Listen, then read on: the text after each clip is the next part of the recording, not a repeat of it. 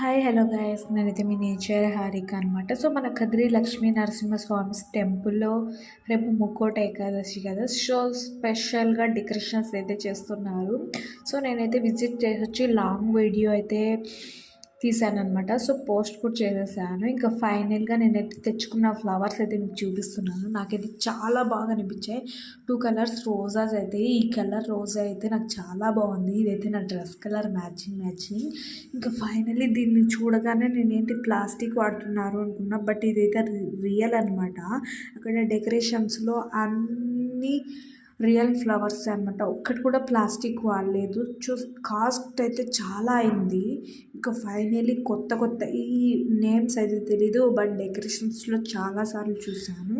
ఇంకా ఈ దానిలో బ్లూ కలర్ కూడా ఉన్నాయి ఫ్లవర్స్. ఇదైతే చేమంతులు అనమాట. చాలా చిన్నగా ఉన్నాయి. సో ఐ థింక్ గ్రీన్వే అనుకుంటా. నేనైతే ఫస్ట్ టైం మన సైడ్ అయితే గ్రీన్ దొరకవు అనమాట. సో కర్ణాటక నుంచి తెప్పించారు. ఇంక ఇక్కడ తెప్పించారో తెలీదు.